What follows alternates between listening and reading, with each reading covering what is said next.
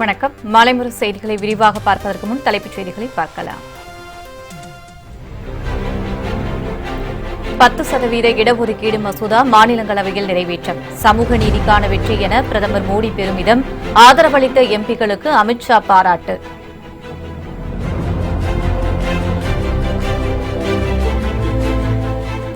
%10 இடஒதுக்கீடு சமூக நீதியை புதைக்குழிக்கு அனுப்பும் செயல் என தமிழக தலைவர்கள் ஆவேசம்.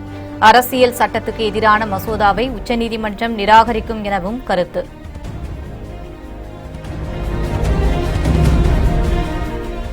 அதிமுக சார்பில் தொகுதி வாரியாக பட்டிமன்றங்கள் நடத்தப்படும் என OPS EPS அறிவிப்பு. அரசின் சாதனைகளை விளக்கி எதிர்க்கட்சிகளின் பொய் பிரச்சாரங்களை முறியடிக்க நடவடிக்கை.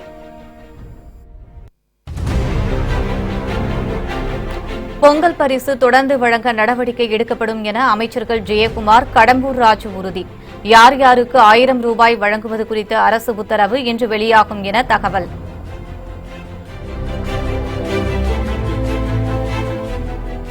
மத்திய அமைச்சர் அருண்ஜேட்லி தலைமையில் இன்று GST கவுன்சில் கூட்டம். சிறிய நிறுவனங்கள் வீடு வாங்குவோருக்கான சலுகை குறித்த முக்கிய அறிவிப்புகள் வெளியாகும் என எதிர்பார்ப்பு.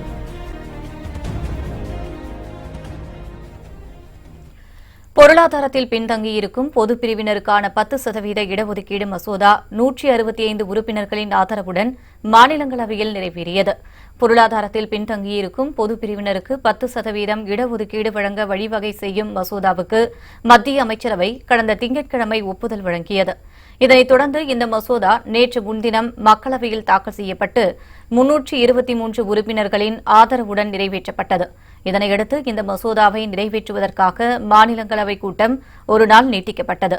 அதன்படி இந்த மசோதா மீது நேற்று காலை முதல் விவாதம் நடத்தப்பட்டது. மாநிலங்களவையில் இந்த மசோதாவுக்கு அதிமுக, திமுக, ராஷ்டிரிய ஜனதாதளம், பிஜு ஜனதாதளம் ஆகிய கட்சிகளும் எதிர்ப்பு தெரிவித்தன. இடஒதுக்கீடு மசோதாவுக்கு எதிர்ப்பு தெரிவித்து பேசிய அதிமுக MP நவநீத கிருஷ்ணன் 10% பொது இடஒதுக்கீடு நிலையானதாக இருக்காது என்றும் அரசியல் சாசனத்திற்கு எதிரானது என்று தெரிவித்தார். இடஒதுக்கீடு என்பது தனிப்பட்ட நபருக்கு இல்லாமல் சாதி வாரியாகத்தான் இருக்க வேண்டும் என்று கூறிய அவர், தமிழகத்தில் 69% இடஒதுக்கீடு கொண்டுவர மத்திய அரசு அனுமதிக்க வேண்டும் எனவும் தெரிவித்தார். This 10% reservation is unconstitutional and it is not sustainable. The concept of reservation is applicable only to the community or to the class, not to the individuals. Our Honorable Amma brought in 69% reservation which is in force. Now, as far as Tamil Nadu is concerned, I humbly request the central government, please bring an amendment. This bill is not applicable to state of Tamil Nadu. இதனையடுத்து பொதுப் பிரிவினருக்கு 10% இடஒதுக்கீடு வழங்கும் மசோதாவிற்கு எதிர்ப்பு தெரிவித்து மாநிலங்களவையில் அதிமுக வெளிநடப்பு செய்தது. இந்நிலையில் மசோதாவுக்கு எதிர்ப்பு தெரிவித்து பேசிய திமுக MP கனிமொழி, பொருளாதாரத்தை மாற்றிக்கொள்ள முடியும், ஆனால் சாதியை மாற்ற முடியாது என ஆவேசமாக கூறினார். மத்திய அரசு தன்னிச்சையாக முடிவுகளை எடுத்து அவற்றை மக்கள் மீது திணிக்கிறது என்றும் அவர் குற்றம் சாட்டினார். இதனைத் தொடர்ந்து இரவு 10 மணி வரை நீடித்த நீண்ட விவாதத்திற்கு பின் மசோதா மீது வாக்கெடுப்பு நடைபெற்றது. இந்த வாக்கெடுப்பில் 165 உறுப்பினர்கள் மசோதாவுக்கு ஆதரவு தெரிவித்தனர். 7 உறுப்பினர்கள் எதிர்ப்பு தெரிவித்தனர். இதன் மூலம் இந்த மசோதா மாநிலங்களவையில் நிறைவேறியது. இதனையடுத்து இந்த மசோதாவை சட்டமாக்க குடியரசுத் தலைவரின் ஒப்புதலுக்கு அனுப்பப்படும். அவர் ஒப்புதல் அளித்த பின்னர் பொருளாதாரத்தில் பின்தங்கியவருக்கு கல்வி, வேலை வாய்ப்புகளில் 10% இடஒதுக்கீடு வழங்கும் மசோதா சட்டமாகும் என்பது குறிப்பிடத்தக்கது. பொருளாதாரத்தில் பின்தங்கியவருக்கு 10% இடஒதுக்கீடு வழங்கும் சட்ட திருத்த மசோதா நாடாளுமன்றத்தின் இரு அவைகளிலும் நிறைவேற்றப்பட்டது. சமூக நீதிக்கான வெற்றி என பிரதமர் மோடி பெருமிதம் தெரிவித்துள்ளார். இது தொடர்பாக பிரதமர் மோடி தனது டுவிட்டரில் அரசமைப்பின் 124வது சட்ட திருத்த மசோதா 2019 நாடாளுமன்றத்தின் இரு அவைகளிலும் நிறைவேறியது மகிழ்ச்சியளிப்பதாக தெரிவித்துள்ளார். இடஒதுக்கீடு மசோதா தொடர்பான விவாதத்தின் போது எம்பிக்கள் அனைவரும் தங்கள் புத்திசாலித்தனமான கருத்துக்களை வெளிப்படுத்தியதாக குறிப்பிட்டுள்ள பிரதமர் மோடி, மசோதா நிறைவேறியது சமூக நீதிக்கு கிடைத்த பெரும் வெற்றி என பதிவிட்டுள்ளார். மேலும் இந்த இடஒதுக்கீடு மசோதா இளைஞர்கள் தங்களது வலிமையை வெளிப்படுத்தவும் இந்தியாவின் மாற்றத்திற்கு பங்களிக்கவும் உத்வேகமாக அமையும் என்று தெரிவித்துள்ள மோடி, வலுவான இந்தியாவை உருவாக்க நினைத்த சுதந்திர போராட்ட வீரர்களுக்கும் அரசியல் அமைப்பை உருவாக்கியவர்களுக்கும் நன்றி தெரிவித்துக் கொள்வதாகவும் தனது டுவிட்டர் பதிவில் குறிப்பிட்டுள்ளார். இந்நிலையில் பாஜக தேசிய தலைவர் அமித்ஷா தனது டுவிட்டரில் 10% இடஒதுக்கீடு மசோதா நிறைவேறியதற்கு பிரதமர் மோடிக்கு வாழ்த்து தெரிவித்துள்ளார். மேலும் சட்டப்பிரிவு 124 திருத்தங்கள் மேற்கொள்ள ஆதரவு அளித்த உறுப்பினர்களுக்கும் அமித்ஷா பாராட்டு தெரிவித்துள்ளார்.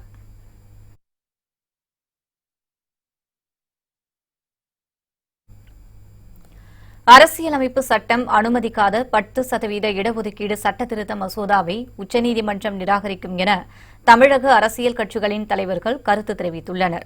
இது தொடர்பாக அம்மா மக்கள் முன்னேற்றக் கழக துணை பொதுச் செயலாளர் தினகரன் வெளியிட்டுள்ள அறிக்கையில், தமிழகத்தில் அமலில் உள்ள 69% இடஒதுக்கீட்டிற்கு குந்தகம் விளைவிக்கும் வகையில் மத்திய அரசின் 10% இடஒதுக்கீடு மசோதா இருப்பதாக குற்றம் சாட்டியுள்ளார்.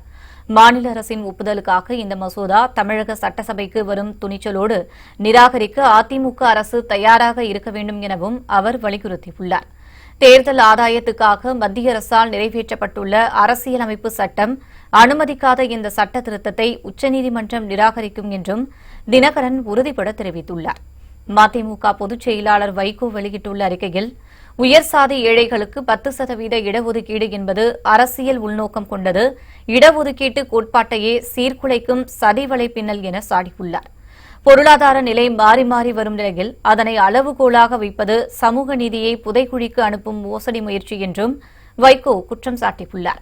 இந்நிலையில் சென்னையில் செய்தியாளர்களிடம் பேசிய சிபிஎம் மாநில செயலாளர் கே பாலகிருஷ்ணன் 10% இடஒதுக்கீட்டை அவசரகதியில் அமல்படுத்த தேவையில்லை என்று கூறினார். தேர்தல் ஆதாயம் பெற கருவியாக இதனை மோடி அரசு பயன்படுத்துவதாக கூறிய அவர், 10% இடஒதுக்கீடு என்பது ஏற்கனவே இடஒதுக்கீட்டை அனுபவித்து வரும் மக்களுக்கு பாதிப்பு ஏற்படுத்தாதவாறு அமைய வேண்டும் என்றும் தெரிவித்தார்.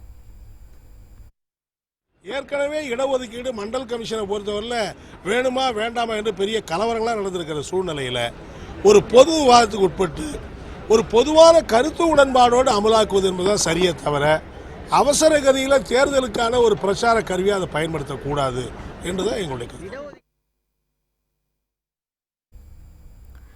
அதிமுக அரசின் சாதனைகளை விளக்க சட்டமன்ற தொகுதி வாரியாக பட்டிமன்றம் நடத்தப்படும் என கட்சியின் ஒருங்கிணைப்பாளரும் துணை முதலமைச்சருமான ஓ பன்னீர்செல்வம், இணை ஒருங்கிணைப்பாளரும் முதலமைச்சருமான எடப்பாடி பழனிசாமி ஆகியோர் கூட்டாக அறிவித்துள்ளனர். இது தொடர்பாக ஓபிஎஸ், இபிஎஸ் கூட்டாக வெளியிட்டுள்ள அறிக்கையில், மக்கள் நலனை மட்டுமே குறிக்கோளாக கொண்டு செயல்பட்டு வரும் அதிமுக ஆட்சியில் பல்வேறு வரலாற்று சிறப்புமிக்க சாதனைகள் நிறைவேற்றப்பட்டுள்ளதாக குறிப்பிடப்பட்டுள்ளது. அரசின் சாதனைகளை விளக்கி கூறிடும் வகையிலும் அரசின் மீது குற்றம் சுமத்துவது மட்டுமே தங்களது வாடிக்கையாக கொண்டுள்ள எதிர்க்கட்சியினரின் பொய் பிரச்சாரங்களை முறியடிக்கும் வகையிலும் அதிமுக சார்பில் வரும் 27ஆம் தேதி முதல் அடுத்த மாதம் 22ஆம் தேதி வரை பட்டிமன்றங்கள் நடத்தப்படும் என்றும் அதில் தெரிவிக்கப்பட்டுள்ளது. திருப்பரங்குன்றம், திருவாரூர் மற்றும் தகுதி நீக்கம் செய்யப்பட்ட 18 எம்எல்ஏக்கள் தொகுதிகள் உட்பட 20 தொகுதிகளில் நடைபெறும் பட்டிமன்றங்களில் அதிமுக கொள்கை பரப்பு துணைச் செயலாளரும் தேர்தல் பிரச்சார குழு பொறுப்பாளருமான முனைவர் வைகை செல்வன் நடுவராக செயல்படுவார் என்றும் தெரிவிக்கப்பட்டுள்ளது.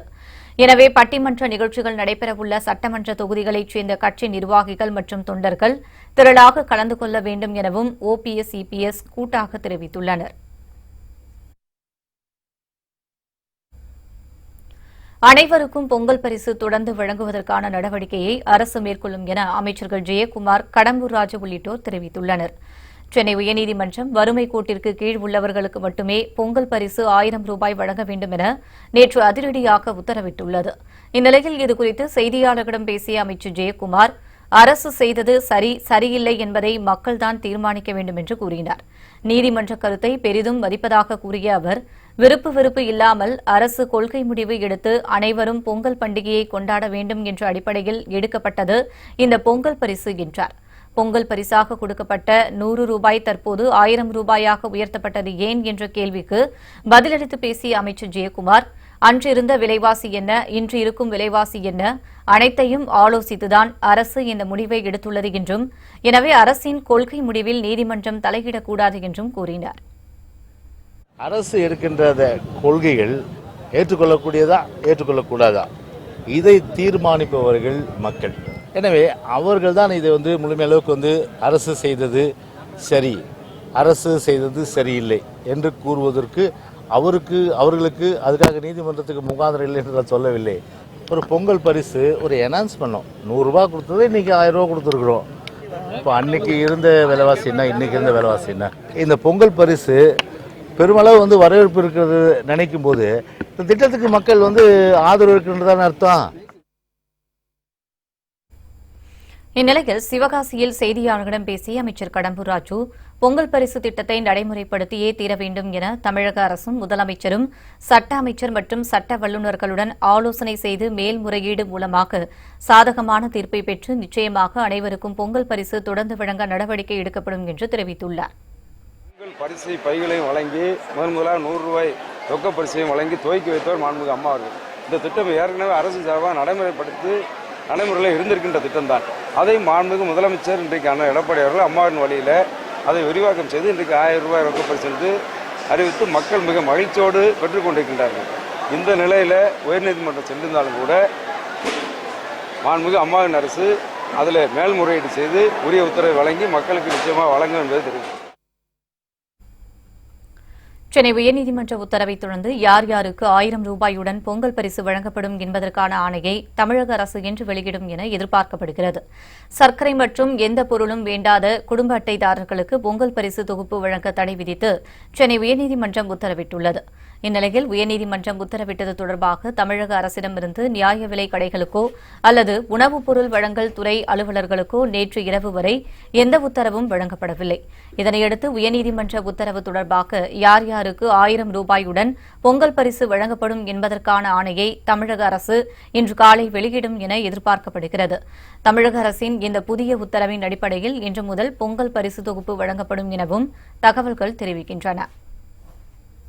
பொங்கல் பரிசு வந்து எம்ப்ளாயீஸுக்கு மாத்திரம் இல்லை, ரிட்டையர்டு எம்ப்ளாயீஸுக்கு மாத்திரம் இல்லை, அரசு ஊழியர்களுக்கு மாத்திரம் இல்லை, அல்லது மரணம் அடைந்தவர்களுக்கு மாத்திரம் இல்லை. ஊதியம் பொங்கல் போனஸுங்கிறது தமிழ்நாட்டில் இருக்கக்கூடிய அத்தனை மக்களுக்குமே பொங்கல் போனஸ் ₹1000 கொடுக்குறாங்க. அது ரொம்ப சிறப்பான இது. எதிர்க்கட்சிகளின் கற்பனை குற்றச்சாட்டிற்கு தமிழக மக்கள் தக்க பாடம் புகட்டுவார்கள் என்று முதலமைச்சர் எடப்பாடி பழனிசாமி தெரிவித்துள்ளார். சென்னை தீவுத்திடலில் 45வது இந்திய சுற்றுலா மற்றும் தொழிற்பொருட்காட்சியை முதலமைச்சர் எடப்பாடி பழனிசாமி நேற்று தொடங்கி வைத்தார். அப்போது பேசிய அவர், சிங்கம் உண்மையை விளக்கி முயலின் அகங்காரத்தை ஒடுக்கிய குட்டிக்கதையை கூறி எதிர்க்கட்சிகளை விமர்சித்தார். முயல் போன்று மக்களை குழப்புவதற்காக எதிர்க்கட்சிகள் கூறும் கற்பனை குற்றச்சாட்டுகளுக்கு சிங்கம் போல் மக்கள் தக்க பாடம் புகட்டுவார்கள் என்று முதலமைச்சர் பழனிசாமி கூறினார்.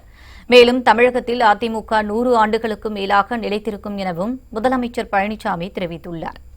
புத்திசாலியாக காட்டிக்கொள்ளும் முயல் பணம்பலம் விழுந்ததை உலகம் விழுந்ததாக கற்பனை செய்து கொண்டு உங்களையே குழப்பிவிட்டது. உண்மையை விளக்கிய சிங்கம் முயல் அகங்காரத்தை ஒழிக்கும் வகையில் உரிய தண்டனை வழங்கியது. முயல் போன்று மக்களை குழப்புவதற்காக எதிர்க்கட்சியில் கூறும் கற்பனை குற்றச்சாட்டுகளுக்கு சிங்கம் போல் மக்கள் தக்க பாடம் புகட்டுவார் என்பதை தெரிவித்துக் கொள்கின்றேன். மக்களின் ஆதரவோடு பல்வேறு சாதனைகளை படைத்து மாண்புமிகு அம்மாவில் கூறியது போல் 100 ஆண்டுக்கு மேல் அம்மாவின் ஆட்சி தொடரும் என்று உறுதிபட தெரிவித்துக் கொள்கின்றேன். மத்திய அமைச்சர் அருண்ஜேட்லி தலைமையில் இன்று நடைபெறவுள்ள GST கவுன்சில் கூட்டத்தில் சிறிய நிறுவனங்கள் வீடு வாங்குவோருக்கான சலுகை குறித்த முக்கிய அறிவிப்புகள் வெளியாகும் என எதிர்பார்க்கப்படுகிறது. மத்திய நிதியமைச்சர் அருண்ஜேட்லி தலைமையில் 32வது GST கவுன்சில் கூட்டம் டெல்லியில் இன்று நடைபெறவுள்ளது. இந்த கூட்டத்தில் GST பதிவிற்கான ஆண்டு விற்று முதல் வரம்பு 20 லட்சத்தில் இருந்து 50 லட்சம் ரூபாயாக உயர்த்தப்படும் என தெரிகிறது. இதனால் குறு சிறு நடுத்தர நிறுவனங்கள் பயனடையும். வீடு வாங்குவோர் மற்றும் ரியல் எஸ்டேட் துறைகளுக்கு வரி குறைப்பு உள்ளிட்ட சலுகைகள் குறித்தும் இக்கூட்டத்தில் முடிவெடுக்கப்படும் என எதிர்பார்க்கப்படுகிறது. கட்டப்பட்டு வரும் குடியிருப்புகள் மற்றும் கட்டி முடித்த சான்று இல்லாத அதே சமயம் குடிப்புகை ஏற்ற வீடுகளுக்கு தற்போது 12% GST வசூலிக்கப்படுகிறது. இதை 5% குறைப்பது குறித்து இந்த கூட்டத்தில் முடிவு செய்யப்படும் என தெரிகிறது. திமுக ஆட்சிக்கு வந்தால் ஜெயலலிதா மரணத்திற்கு காரணமானவர்களை கைது செய்து சிறையில் அடைப்போம் என அக்கட்சியின் தலைவர் மு.க.ஸ்டாலின் தெரிவித்துள்ளார். தஞ்சாவூர் மாவட்டம் மாதாக்கோட்டையில் நடைபெற்ற திமுக ஊராட்சி கூட்டத்தில் மு.க.ஸ்டாலின் கலந்து கொண்டார். அங்கே திரண்டிருந்த கிராம மக்களிடையே பேசிய அவர், ஜெயலலிதா மருத்துவமனையில் இருந்தபோது உடல்நிலை குறித்து தெளிவான அறிக்கைகள் வழங்கப்படவில்லை என்று கூறினார். ஜெயலலிதா மறைவில் மர்மம் உள்ளதாக கூறிய ஸ்டாலின், அதற்கு யார் காரணம் என்றாலும் திமுக ஆட்சிக்கு வந்தவுடன் அவர்களை கைது செய்து சிறையில் அடைப்போம் என்றும் தெரிவித்தார். மத்திய பாஜகவுக்கு அடிமையாக அதிமுக ஆட்சி நடைபெற்று வருவதாக குற்றம் சாட்டிய அவர், மத்திய மாநில அரசுகளுக்கு முற்றுப்புள்ளி வைக்க வேண்டும் என்றும் அது திமுகவுக்கு தொடக்க புள்ளியாக இருக்க வேண்டும் என்றும் தெரிவித்தார். அரசியல் ரீதியாக நமக்கு எதிரி எது வேற, ஆக கொள்கை ரீதியாக நாம அவங்களோட உட்பட்டு இருக்க மாட்டோம், அது வேற. ஆனா மாநில முதலமைச்சர், மக்களால் தேர்ந்தெடுக்கப்பட்டவர் முதலமைச்சர், ஆக அவருடைய மறைவுக்கு யார் காரணம் என்பதை கண்டுபிடிச்சு நாம் ஆட்சிக்கு வந்தாலும் முதல்ல அவங்க சிறைக்கு கொண்டு போடுவதுதான் அது எந்த மாற்றமும் கிடையாது. ஜெயலலிதா வேணா அதிமுக இருக்கலாம், நமக்கு பிடிக்காத கட்சியாக இருக்கலாம், நமக்கு பிடிக்காத தலைவராக இருக்கலாம், ஆனால் முதலமைச்சராக மறைவு இருக்கிறார். முதலமைச்சருக்கு இந்த நிலைன்னா சாதாரணங்களுக்கு என்ன நிலை செய்ய நினைச்சு பாருங்க. ஆக இந்த 2 ஆட்சிக்கு முற்றுப்புள்ளி வைக்கிற போது திமுக ஆட்சி உருவாக தொடக்க புள்ளியாக உங்களுடைய ஆதரவு இருந்திட வேண்டும். திருச்சி, மணப்பாறை மற்றும் மணிகண்டம் பகுதிகளில் திமுக சார்பில் இன்று நடைபெறும் ஊராட்சி சபை கூட்டத்தில் திமுக தலைவர் ஸ்டாலின் கலந்து கொள்வார் என்று முன்னாள் அமைச்சர் KN நேரு தெரிவித்துள்ளார். திருச்சி, திருவெரும்பூர் அருகே திமுக சார்பில் ஊராட்சி சபை கூட்டம் நடைபெற்றது. இதில் சட்டமன்ற உறுப்பினர் அன்பில் மகேஷ் பொய்யாமொழி, முன்னாள் அமைச்சர் KN நேரு உள்ளிட்டோர் கலந்து கொண்டனர். நிகழ்ச்சிக்கு பின் செய்தியாளர்களிடம் பேசிய KN நேரு, மணப்பாறை மற்றும் மணிகண்டம் பகுதிகளில் இன்று நடைபெறும் ஊராட்சி சபை கூட்டத்தில் ஸ்டாலின் கலந்து கொள்வார் என தெரிவித்தார். தலைமையுடைய உத்தரவுக்கு இணங்க கழக தோழர்கள், கழக சட்டமன்ற உறுப்பினர்கள், கழகத்தில் இருக்கிற முக்கியஸ்தர்கள் நேரடியாக ஒவ்வொரு கிராமமும் சென்று கிராம சபை கூட்டத்தை கூட்டி கிராம மக்களுடைய என்ன தேவை என்பதை அறிந்து அவர்களோடு சேர்ந்து பணியாற்ற வேண்டும் என்பதுதான் தலைமை உத்தரவிட்டது. கழக தலைவர் தளபதி அவர்கள் மணப்பாறை ஒன்றியத்திலும் ஸ்ரீரங்கம் மணிகண்டம் ஒன்றியத்திலும் இதேபோல கிராம சபை கூட்டத்திலே கலந்து கொள்ள இருக்கிறார்கள். எனவே திமுக என்பது என்றைக்கும் கிராம மக்களோடு இருக்கிறது என்பதை ஏற்கனவே இருந்தது, இப்போது இருக்கிறது, நாளை இருக்கு என்பதற்கு உதாரணமாக தான் இந்த கிராம சபை. பேட்ட மற்றும் விஸ்வாசம் படம் ரிலீஸ் ஆனதை அடுத்து திரையரங்குகளில் ரசிகர்கள் உற்சாக கொண்டாட்டத்தில் ஈடுபட்டனர். கார்த்திக் சுப்புராஜ் இயக்கத்தில் ரஜினிகாந்த், விஜய் சேதுபதி, சிம்ரன், த்ரிஷா நடிப்பில் உருவான பேட்ட திரைப்படம் இன்று ரிலீஸ் ஆனது. இதனையடுத்து ரசிகர்கள் உற்சாகமடைந்துள்ளனர். சிறப்பு காட்சியை காண நள்ளிரவு முதல் திரையரங்குகளில் ரசிகர்கள் கூட்டம் அலைமோதியது. ஆண்கள் மட்டுமின்றி பெண்களும் திரையரங்கிற்கு வந்து தங்கள் மகிழ்ச்சியை வெளிப்படுத்தினர். ரஜினியின் பேனர்களுக்கு பாலாபிஷேகம் செய்த ரசிகர்கள் உற்சாகமடைந்தனர். திரையரங்கம் முன்பு பட்டாசு வெடித்தும் இனிப்புகள் வழங்கியும் ரசிகர்கள் தங்கள் மகிழ்ச்சியை வெளிப்படுத்தினர்.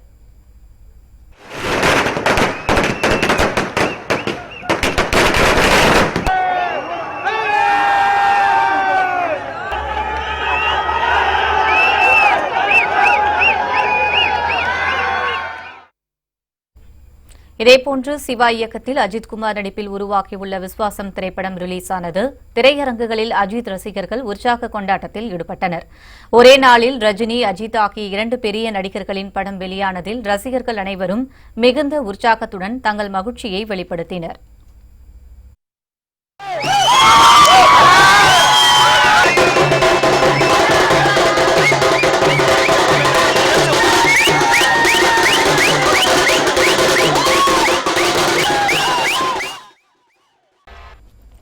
வறுமை கோட்டிற்கு கீழே உள்ளவர்களுக்கு மட்டுமே தமிழக அரசு வழங்கும் பொங்கல் பரிசை தர வேண்டும் என்ற உயர்நீதிமன்றத்தின் தீர்ப்பை எதிர்த்து பொதுமக்கள் சாலை மறியல் போராட்டத்தில் ஈடுபட்டனர். பொங்கல் பரிசாக அனைத்து குடும்ப அட்டைதாரர்களுக்கும் பச்சரிசி, கரும்பு, சர்க்கரை, முந்திரி, ஏலக்காய் மற்றும் 1000 ரூபாய் வழங்கப்படும் என தமிழக அரசு அறிவித்தது. அதன்படி கடந்த 3 தினங்களாக இத்தொகை வழங்கப்பட்டு வந்தது. இந்நிலையில் இதற்கு தடை விதிக்க கோரி வழக்கு தாக்கல் செய்யப்பட்டது. இதனை விசாரித்த உயர்நீதிமன்றம் வறுமை கோட்டுக்கு கீழே உள்ளவர்களுக்கு மட்டுமே பொங்கல் பரிசு வழங்க வேண்டும் என்று உத்தரவிட்டது. இதனை எதிர்த்து திருவண்ணாமலை மாவட்டம் செங்கத்தில் 200க்கும் மேற்பட்ட கிராம மக்கள் சாலை மறியல் போராட்டம் நடத்தினர். இதனால் 1 மணி நேரம் போக்குவரத்து பாதிக்கப்பட்டது.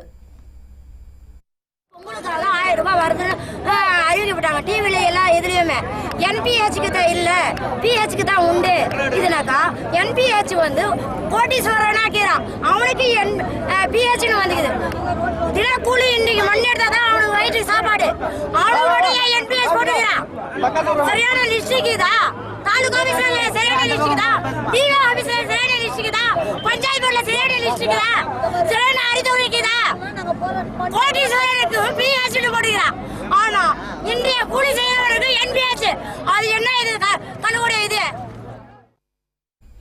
இதனிடையே பொங்கல் பரிசாக 1000 ரூபாய் வழங்குவதற்கு உயர்நீதிமன்றம் தடை விதித்ததை அடுத்து கிருஷ்ணகிரி மாவட்டம் ஊத்தங்கரை பகுதியில் உள்ள நியாய விலைக் கடையில் மக்கள் கூட்டம் அலைமோதியது.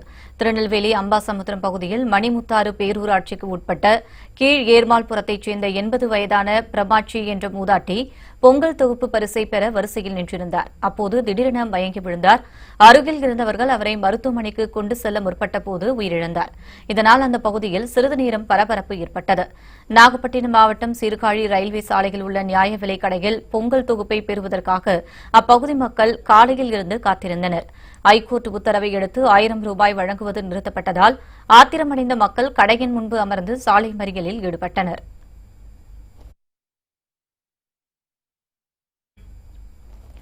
புவனகிரியில் NLC நிறுவனம் நிலங்களை கையகப்படுத்துவதை கைவிடக் கோரி முதலமைச்சர் பழனிசாமி மற்றும் நிலக்கரித்துறை அமைச்சர் பியூஷ் கோயலை சந்தித்து மனு அளித்துள்ளதாக கடலூர் நாடாளுமன்ற தொகுதி MP அருண்மொழி தேவன் தெரிவித்துள்ளார்.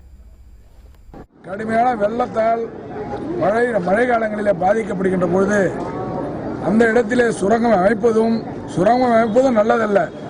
நம்முடைய மாவட்டத்தினுடைய வெள்ளப்பாழ் மிகவும் அதிகமாக இருக்கும் என்ற அடிப்படையில் அந்த இடத்தினை எடுக்க தேவையில்லை என்பதுதான் எங்களுடைய கருத்து. இது சம்பந்தமாக முதலமைச்சரை சந்தித்து பேசியிருக்கிறோம். இந்தியாவினுடைய அமைச்சர் பியூஷ் கோயலை சந்தித்து பேசியிருக்கிறோம். நாங்கள் இதை அனுமதிக்க மாட்டோம். இது கண்டனத்துக்குரியது. இந்த விரிவாக்க பணியை NLC நிர்வாகம் கைவிட்டுத்தான் ஆக வேண்டும். பழைய செல்போன்களை வாங்கும்போது உரிய ஆவணங்கள் இல்லாமல் வாங்க வேண்டாம் என்று காவல்துறை துணை ஆணையர் மயில்வாகனன் அறிவுறுத்தியுள்ளார். சென்னையில் கவனக்குறைவால் தவறவிட்ட செல்போன்களை கண்டுபிடித்து அதனை உரியவர்களிடம் ஒப்படைக்கும் நிகழ்ச்சி சென்னை மயிலாப்பூரில் நடைபெற்றது. காவல்துறை துணை ஆணையர் மயில்வாகனன் கலந்து கொண்டு செல்போன்களை தவறவிட்ட 36 நபர்களுக்கு அவர்களின் செல்போன்களை வழங்கினார். பின்னர் செய்தியாளர்களிடம் பேசிய அவர் பழைய செல்போன்களை வாங்கும்போது உரிய ஆவணங்கள் இல்லாமல் வாங்க வேண்டாம் என அறிவுறுத்தினார். ஸ்பெஷல் டீம் ஒன்று போட்டிருந்தோம். அந்த special team they've done very good work. அவங்க சர்வீஸ் பண்ண டைப் பண்ணிவிட்டு அந்த இன்ஸ்ட்ருமெண்ட்டில் ட்ரேஸ் பண்ணி அதில் இப்போ வந்து நம்ம செக்யூர் பண்ணிக்கிறாங்க. அதை வந்து இப்போ இதில் செல்ஃபோன் இன்றைக்கி ஹேண்ட் ஓவர் பண்ணது எல்லாமே ஒரு 36 செல்ஃபோன் இன்றைக்கி பண்ணியிருக்கோம். இதே போல் இப்போ 1 month பேக் வந்து ஒரு 33 செல்ஃபோன் ஹேண்ட் ஓவர் பண்ணோம்.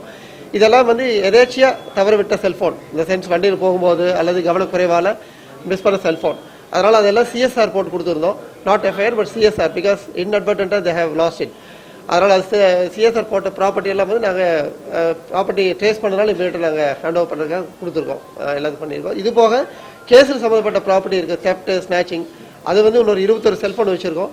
அதில் வந்து கேஸ் கோர்ட் மூலமாக தான் வந்து நாங்கள் அந்த ப்ராப்பர்ட்டி அவங்களுக்கு ரிட்டர்ன் ஆஃப் ப்ராப்பர்ட்டி போட்டு எடுக்க முடியும். அதில் பட் அந்த ப்ராப்பர்ட்டியெல்லாம் எங்கேருந்து நம்ம சீஸ் பண்ணமோ அவங்க மூலமாக வந்து இந்த ரியல் அஃபண்டர்ஸை செக்யூர் பண்ணுறதுக்கான நடவடிக்கைகள் ஈடுபட்டிருக்கோம். ஹொசூர் அருகே சானமாவு பகுதியில் காட்டு யானைகள் சுற்றித் திரிவதால் பாதுகாப்புடன் இருக்க பொதுமக்களுக்கு வனத்துறை எச்சரிக்கை விடுத்துள்ளது. கிருஷ்ணகிரி மாவட்டம் ஹொசூர் அருகே உள்ள சானமாவு வனப்பகுதியில் காட்டு யானைகள் கூட்டமாக சென்று விளைநிலங்களை சேதப்படுத்தி வந்தன. இது தொடர்பான பொதுமக்கள் வனத்துறைக்கு தகவல் தெரிவித்தனர். வனத்துறையினர் யானைகளை விரட்டும் முயற்சியில் ஈடுபட்டனர். இதில் யானை கூட்டம் ஹொசூர் ராயக்கோட்டை நெடுஞ்சாலையை கடந்து போடூர் வனப்பகுதிக்கு சென்றுவிட்டன. யானைகள் எந்த நேரத்திலும் ஊருக்குள் வரலாம் என்ற நிலையில் சானமாவு வனப்பகுதி ஒட்டியுள்ள ஆழியாலம், ராமாபுரம், போடடூர், நாயக்கனப்பள்ளி உள்ளிட்ட கிராம மக்கள் பாதுகாப்புடன் இருக்க வேண்டும் என வனத்துறையினர் எச்சரிக்கை விடுத்துள்ளனர். திருத்துறைப்பூண்டி அருகே திருமண ஏற்பாடு தடைப்பட்டதால் தந்தையை வெட்டிக் கொன்ற மகன் கைது செய்யப்பட்டார். திருவாரூர் மாவட்டம் திருத்துறைப்பூண்டி அருகே உள்ள எடையூர் அம்மலூர் கிராமத்தைச் சேர்ந்தவர் முருகப்பா. இவர் மலேசியாவில் 10 ஆண்டுகளாக பணிபுரிந்துள்ளார். 35 வயதான இவருக்கு திருமணமாகவில்லை. கடந்த 3 மாதங்களுக்கு முன்பு சொந்த ஊர் திரும்பிய இவர் தனது தந்தையிடம் திருமணம் செய்து வைக்கும்படி பேசியுள்ளார். அப்போது இருவருக்கும் தகராறு முற்றவே அடுப்பங்கரையில் இருந்த கோடரியால் தந்தையை தாக்கியதில் அவர் உயிரிழந்தார். இச்சம்பவம் குறித்து எடையூர் போலீசார் விசாரணை நடத்தி வருகின்றனர். ஜெனிஸ் அகாடமி மற்றும் திருச்சி டிராவல் பெடரேஷன் இணைந்து நடத்திய பொங்கல் விழாவில் ஏராளமான மாணவ மாணவிகள் பொங்கல் வைத்து கொண்டாடினர். தமிழர்களின் பாரம்பரிய விழாவான பொங்கல் விழாவை சிறப்பான முறையில் கொண்டாட அனைத்து தரப்பினரும் தயாராகி வருகின்றனர். தமிழ் சமுதாயத்தின் பண்பாட்டை உலகுக்கு உணர்த்தும் வகையில் தைத்திங்கள் முதல் நாளில் ஆண்டுதோறும் தமிழர்களால் பொங்கல் திருநாள் எழுச்சியுடன் கொண்டாடப்பட்டு வருகிறது. அந்த வகையில் திருச்சி ராம்ஜி நகரில் அமைந்துள்ள ஜெனிஸ் அகாடமி மற்றும் திருச்சி டிராவல் பெடரேஷன் சார்பில் பொங்கல் விழா கொண்டாடப்பட்டது. இதில் ஏராளமான மாணவ மாணவிகள் ஆர்வமுடன் பங்கேற்று பொங்கல் வைத்து சிறப்பாக கொண்டாடினர். Jenney's College of Physical Education அனைவரும் சேர்ந்து இங்கு பொங்கல் சுற்றுலா விழாவை நடத்தி கொண்டிருக்கிறோம். எங்களுடன் இணைந்து திருச்சி டிராவல் பெடரேஷன் என்கின்ற அமைப்பும் எங்களுடன் இணைந்து நடத்தி கொண்டிருக்கிறார்கள். இதில் பள்ளி மாணவ மாணவிகளுக்கு சுற்றுலா பற்றிய விழிப்புணர்வை ஏற்படுத்தும் வகையில் பல போட்டிகளை நடத்தி கொண்டிருக்கிறோம். காரைக்காலில் இருந்து கடத்தி வரப்பட்ட 1550 மதுபாட்டில்களை மயிலாடுதுறையில் போலீசார் பறிமுதல் செய்தனர். நாகை மாவட்டம் குத்தாலம் அருகே மாந்தை பகுதியில் போலீசார் தணிக்கை பணியில் ஈடுபட்டிருந்தனர். அப்போது காரைக்காலில் இருந்து கும்பகோணம் நோக்கி சென்ற சொகுசு காரை நிறுத்தி போலீசார் சோதனை நடத்தினர். அப்போது 33 பெட்டிகளில் மது பாட்டில்கள் இருந்ததை கண்ட போலீசார் கார் ஓட்டுநர் ராஜை கைது செய்ததுடன் பெட்டிகளில் இருந்த 1550 மது பாட்டில்களையும் பறிமுதல் செய்தனர். ரஃபேல் போர் விமான ஒப்பந்தம் போல மத்திய அரசின் பயிர் காப்பீட்டு திட்டத்திலும் மிகப்பெரிய ஊழல் நடைபெற்றுள்ளதாக சிவசேனா கட்சித் தலைவர் உத்தவ் தாக்கரே தெரிவித்துள்ளார். மகாராஷ்டிர மாநிலம் பீட் மாவட்டத்தில் வறட்சியால் பாதிக்கப்பட்ட மரத்வாடா பகுதியில் நடைபெற்ற பொதுக்கூட்டத்தில் பேசிய அவர், பிரதமரின் பயிர் காப்பீட்டு திட்டத்தின் கீழ் காப்பீட்டு நிறுவனங்களுக்கு பிரீமியம் தொகை செலுத்தி வந்த விவசாயிகளில் எத்தனை பேர் பயன்பெற்றனர் என்று கேள்வி எழுப்பினார். வெள்ளத்தாலும் வறட்சியாலும் பாதிக்கப்பட்ட பயிர்களுக்கு 2 ரூபாய், 5 ரூபாய் மற்றும் 50 ரூபாய், 100 ரூபாய் என்ற வகையில் காசோலைகள் அளிக்கப்பட்டுள்ளதை சுட்டிக்காட்டிய அவர், ரஃபேல் போர் விமான ஒப்பந்தத்தில் நிகழ்ந்த ஊழலைப் போல பயிர் காப்பீட்டு திட்டத்திலும் மிகப்பெரிய ஊழல் நடைபெற்றுள்ளதாக தெரிவித்தார். மான் கி பாத்தில் நம்பிக்கையில்லை என்று கூறிய உத்தவ் தாக்கரே, மத்தியில் ஆட்சி புரியும் பாஜக அரசு விவசாயிகள் பிரச்சினைகளையும் தீர்க்கவில்லை, ராமர் கோயில் விவகாரத்திலும் தீர்வு காணவில்லை என்று குற்றம் சாட்டினார். மேலும் விவசாயிகள் பிரச்சினையை தீர்த்தால் மட்டுமே மக்களவைத் தேர்தலுக்கான கூட்டணி குறித்து பாஜகவுடன் பேச்சுவார்த்தை நடத்தப்படும் எனவும் அவர் தெரிவித்துள்ளார். தலைநகர் டெல்லியில் கடந்த சில நாட்களாகவே கடும் குளிர் நிலவி வருகிறது. இதனால் பொதுமக்களின் இயல்பு வாழ்க்கை பெரிதும் பாதிக்கப்பட்டுள்ளது. டெல்லியில் ஏற்பட்டிருக்கும் தூசி மண்டலத்தால் சாலையில் வாகனங்களை ஓட்டி செல்ல முடியாத நிலைமை உள்ளாகியுள்ளது. மேலும் இந்த காற்று மாசு உச்சக்கட்ட நிலையை அடைந்துள்ளதாக மாசு கட்டுப்பாட்டு வாரியம் தெரிவித்துள்ளது. இதனால் சாலை போக்குவரத்து, ரயில் மற்றும் விமான சேவையும் பாதிக்கப்பட்டுள்ளது. நாட்டின் தலைநகரை கடுமையான குளிரோடு காற்று மாசுவும் வாட்டி எடுத்து வருகிறது. பொதுவாக காற்று மாசு உருவானால் அந்த காற்று மாசு அகன்று போவதற்கு வெப்பத்துடன் கூடிய சீதோஷ்ண நிலை தேவைப்படும். ஆனால் தற்போது குளிர்காலம் என்பதால் காற்றில் கலந்திருக்கும் மாசு கலைந்து போகாமல் அப்படியே தேக்கமாகி வருகிறது. இதைத் தொடர்ந்து குளிரை சமாளிக்க மக்கள் தெருக்களில் தீ மூட்டி குளிர் காய்கின்றனர். வீதியில் தங்கும் மக்களுக்காக தற்காலிக தங்கும் இடத்தை ஏற்பாடு செய்து அதில் தங்க வைக்கப்பட்டுள்ளனர். இதே வானிலை மேலும் சில நாட்கள் நீடிக்கும் என மண்டல வானிலை ஆய்வு மையம் தெரிவித்துள்ளது. புத்தம்புதிய செய்திகள் அவ்வப்போது முழுமையாக மாலை முரசு தொலைக்காட்சி வழங்கும். இணைந்திருங்கள் மாலை முரசு தொலைக்காட்சியுடன். வணக்கம்.